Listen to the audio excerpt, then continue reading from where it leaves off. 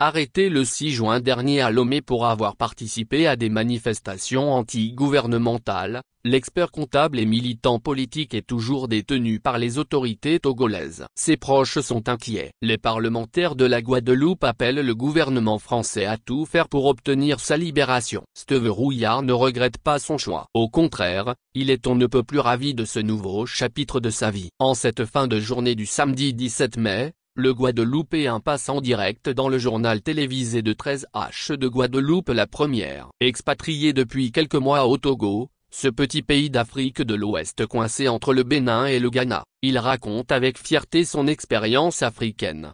À 44 ans, cet expert comptable a quitté la Guadeloupe pour venir développer son business dans cette partie du monde où le marché est en plein boom. Il tente d'abord le Bénin, mais ne remplit pas les conditions de nationalité pour se lancer dans les affaires. Il traverse donc la frontière et s'installe dans la capitale togolaise, Lomé. C'est une expérience extraordinaire, confie-t-il au présentateur du JT. Les peuples togolais et béninois sont réellement extraordinaires. C'est enrichissant sur le plan personnel, professionnel et spirituel. Ce discours-là, il le tenait il y a 2 mois. Mais, aujourd'hui, le vent a tourné. Depuis le 6 juin, Steve Rouillard vit une désillusion. Il est en détention provisoire au Togo. L'anniversaire du président. Après avoir gardé l'affaire sous silence, espérant une issue heureuse grâce aux voies diplomatiques, sa famille a décidé d'alerter les médias en cette fin de mois de juillet. Car cela fait maintenant 45 jours que le quadragénaire, parti seul dans ce pays d'Afrique, attend d'être fixé sur son sort. Nous n'avons plus de nouvelles directes de Steve, déplore son frère Michael, que nous avons rencontré ce week-end en région parisienne. On sait juste qu'il est incarcéré pour avoir pris part à une manifestation. Les problèmes de Steve commencent au début du mois de juin, quelques jours à peine après son interview sur Guadeloupe La Première. Le Togo est classé par le magazine T'Économiste, qui publie chaque année son indice de démocratie, parmi les régimes autoritaires. Depuis les années 1960, le pays est dirigé par la dynastie Gnassingbé, d'abord par le père, Eyadema, entre 1967 et 2005, puis par le fils, Faure, actuel dirigeant du pays. L'opposition y est quasi inexistante, l'Assemblée nationale ne compte que 5 membres dans l'opposition, sur les 113 députés.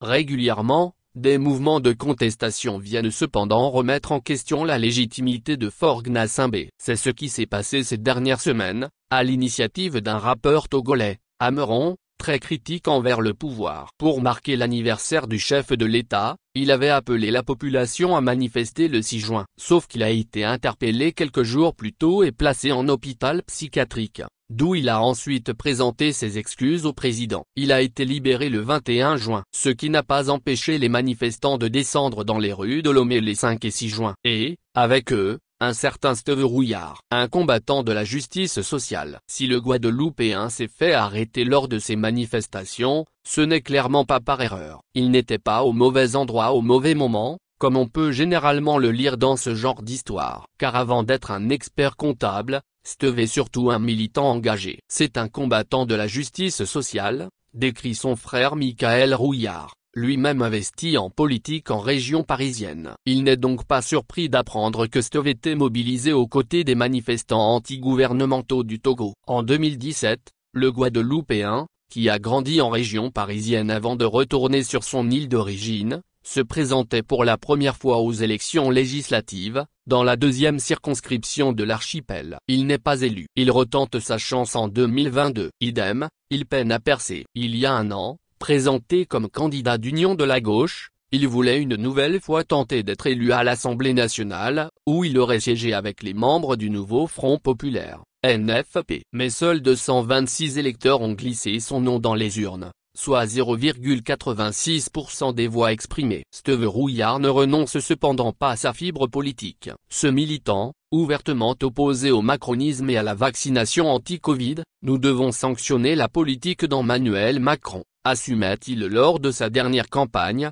affiche son soutien à la cause palestinienne. Il salue aussi l'action de la junte militaire au pouvoir au Mali depuis 2021. Ce qui explique peut-être son attrait pour cette région de l'Afrique, où, ces dernières années, de nombreux régimes ont été renversés. Sa voix était méconnaissable. Le 6 juin, donc, Steve apporte son soutien au mouvement anti-Ignace Simbé. Mais la répression contre les manifestants est féroce. 7 personnes sont décédées. Plusieurs dizaines sont arrêtées. Les graves troubles causés par les dites manifestations illégales ont amené les agents de la force publique à intervenir pour maintenir l'ordre et protéger les usagers de la voie publique, justifie 3 jours plus tard le procureur de la République, Talaka Mawama, dans un communiqué. Il précise que la plupart des personnes interpellées sont togolaises, mais pas toutes. Quelques-uns des manifestants ont été identifiés comme étant des étrangers, dont un Français établi au Togo depuis quelques mois, annonce le chef du parquet de Lomé, sans décliner son identité. Il s'agit de Steve Rouillard. La famille,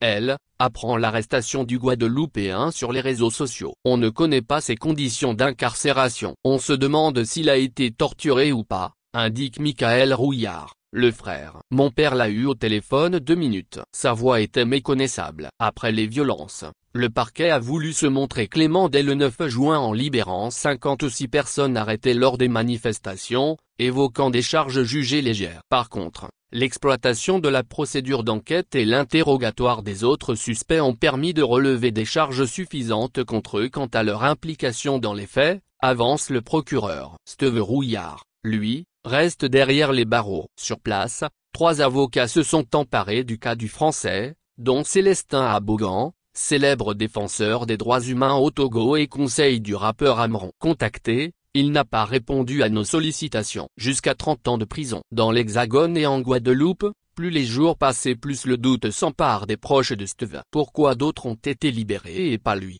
Questionne son frère. Cette situation est inadmissible, estime le père, Dominique Rouillard, dans un communiqué publié le 13 juillet. Accusé de trouble à l'ordre public pour sa participation aux manifestations, l'expert comptable risque 1 à 5 ans d'emprisonnement. Mais ce n'est pas ce qui inquiète le plus la famille Rouillard, car Steve est également accusé d'avoir porté atteinte à la sûreté nationale de l'État togolais. Les autorités le soupçonnent d'avoir à minima rédigé des tracts anti-gouvernementaux et donc d'avoir eu un rôle organisationnel dans le mouvement du 6 juin. Et pour cela, il risque une condamnation de 20 à 30 ans. Nous demandons aux services diplomatiques français d'interpeller énergiquement les services diplomatiques de l'État togolais afin d'obtenir la libération immédiate de notre fils, frère et cousin, Dominique Rouillard, père de Steve Rouillard.